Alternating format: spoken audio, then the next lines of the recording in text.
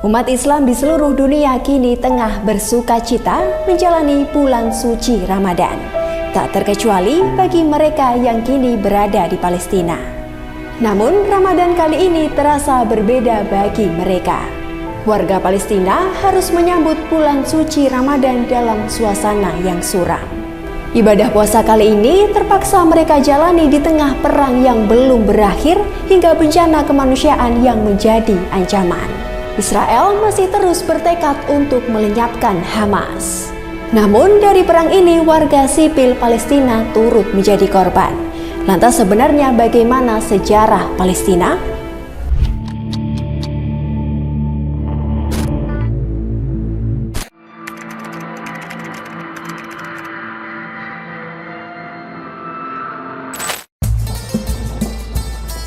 Dilansir dari History, nama Palestina berasal dari kata Yunani Filistia. Nama ini diberikan oleh penulis Yunani untuk tanah kaum Filistin yang pada abad 12 sebelum Masehi menduduki sebidang kecil tanah di pantai selatan antara Tel Aviv, Yafo modern dan Gaza. Sepanjang sejarah, Palestina telah diperintahkan oleh banyak kelompok termasuk Asyur, Babilonia, Persia, Yunani, Romawi, Arab, Fatimiyah, Turkiye, Seljuk, Tentara Salib, Mesir, dan Memluk. Hingga sekitar tahun 1515 hingga 1917, Kekaisaran Ottoman menguasai wilayah itu. Wilayah Palestina saat itu berpenduduk 700.000 orang dengan komposisi Arab Muslim sebanyak 80%, Arab Kristen sebanyak 10%, dan Yahudi sebanyak 10%. Setelah zaman Romawi, nama Palestina sendiri tidak memiliki status resmi hingga setelah Perang Dunia ke-1 dan berakhirnya pemerintahan Kekaisaran Ottoman. Ketika itu, nama Palestina diadopsi untuk salah satu wilayah yang dimandatkan Liga Bangsa-Bangsa untuk diambil alih oleh Inggris. Mandat itu juga memberikan Inggris kontrol administratif di kawasan tersebut, termasuk mendirikan tanah air nasional Yahudi di Palestina. Secara kasar, wilayah ini mencakup Israel tepi barat dan Yordania modern. Sejak saat itu, populasi Yahudi di wilayah Palestina meningkat dengan pesat. Migrasi besar-besaran Yahudi dipercepat dengan banyaknya orang-orang Yahudi yang kabur dari Nazisme di Eropa. Antara tahun 1918 dan 1947, populasi Yahudi di Palestina meningkat dari 6% menjadi 33%.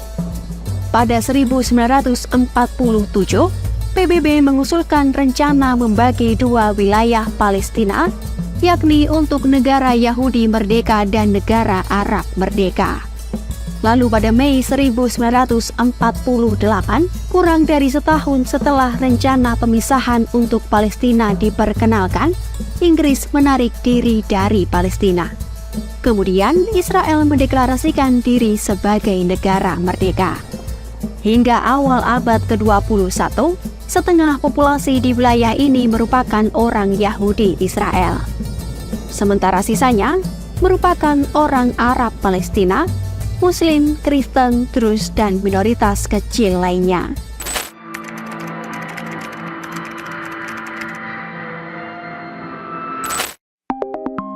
Dari penjelasan sebelumnya, pasti membuat kita bertanya-tanya mengapa Palestina belum diakui sebagai negara merdeka, sedangkan Israel sudah diakui. Negara di Asia Barat ini sebenarnya sudah pernah mendeklarasikan kemerdekaannya, tepatnya pada 15 November 1988. Namun hingga kini, status Palestina sebagai negara merdeka masih diperdebatkan. Padahal, sudah ada lebih dari 135 negara anggota PBB yang secara resmi mengakui Palestina sebagai negara merdeka. Artinya sekitar 82% populasi dunia telah mengakui Palestina sebagai negara.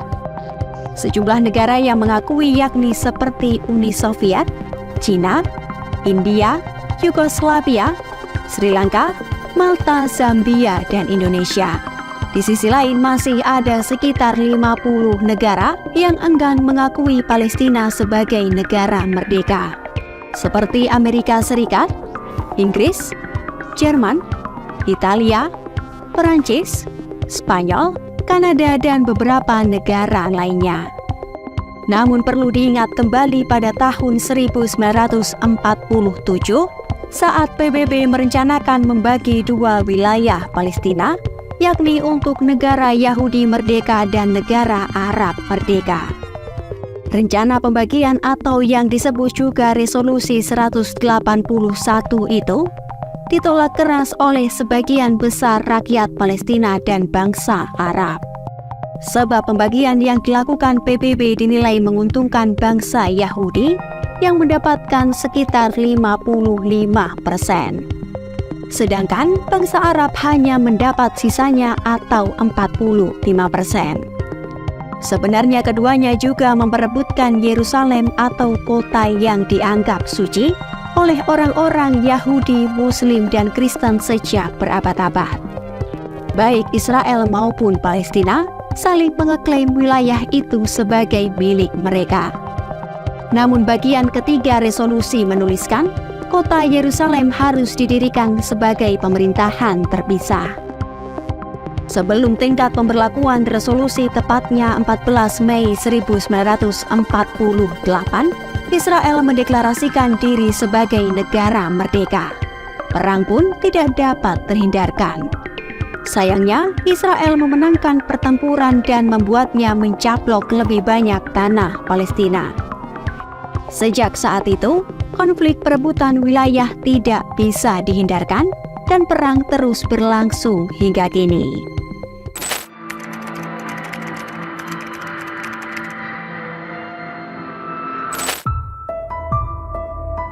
Karena belum diakui sebagai negara, Palestina hingga kini tidak memiliki tentara, baik angkatan laut, darat maupun udara. Meski begitu, Palestina memiliki pasukan keamanan nasional Palestina, yakni para militer dari Otoritas Nasional Palestina. Pasukan ini hampir mencakup semua bidang, kecuali Pas Pampres Keamanan Dalam Negeri dan Intel. Dilansir dari situs Welcome to Palestine, sejak kesepakatan Oslo 1993 berlaku, pasukan keamanan nasional Palestina beroperasi di tepi barat. Sedangkan di wilayah Gaza dikuasai oleh sayap militer bernama Brigade Is-ad-Din Al-Qassam. Sayap militer gerakan Hamas ini dibentuk pada awal 90-an sebagai gerakan bersenjata melawan pasukan pendudukan Israel. Meski dalam perkembangannya, Hamas kemudian dicap sebagai organisasi teroris oleh beberapa negara seperti Amerika Serikat, Uni Eropa, Kanada, hingga Jepang.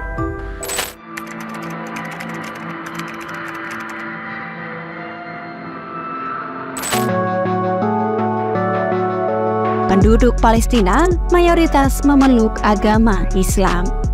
Lantas pada Senin 11 Maret 2024, warga Palestina mulai menjalankan ibadah puasa di bulan Ramadan. Namun warga harus menyambut bulan suci Ramadan di tengah kemelut perang. Namun warga harus menyambut bulan suci Ramadan di tengah kemelut perang. Suram, kata-kata yang cukup menggambarkan suasana Ramadan di Palestina. Di kota tua Yerusalem, suasana Ramadan tidak semeriah biasanya. Tidak ada dekorasi semarak Ramadan maupun lentera yang bersinar. Apalagi di jalur Gaza. Warga Gaza bahkan menyebut mereka sudah mulai berpuasa sejak 5 bulan yang lalu atau tepatnya sejak perang meletus. Sebab pengepungan Israel membuat warga kesulitan untuk sekedar mendapatkan bahan pokok untuk bertahan hidup. رمضان يختلف عن كل ما مرق من رمضان سابق، يعني حقيقة احنا الآن في وضع صعب خصوصا فلسطين في قطاع غزة بالذات. احنا بنعاني من موضوع اللي هو الحرب الموجودة في غزة والدم السائل. لا شك انه يعني هذا الشهر راح يكون شهر عبادة لا شك، ولكن شهر رمضان في غزة بدأ من 5 شهور، مش من اليوم، مش من أول يوم في رمضان اللي احنا فيه.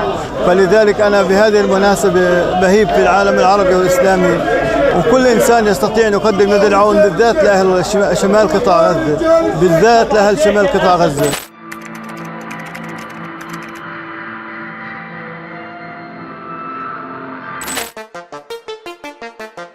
Terbaru pada Senin 25 Maret 2024, Dewan Keamanan PBB menyerukan gencatan senjata segera di Gaza. Sebanyak 14 anggota DK PBB memilih setuju dalam pemungutan, sementara AS bersikap abstain. Resolusi itu menyerukan agar gencatan senjata yang langgeng dan berkelanjutan. Namun lagi-lagi, Israel mengklaim negaranya tidak akan mematuhi resolusi tersebut. Israel justru masih bertekad dengan ambisinya untuk melenyapkan Hamas.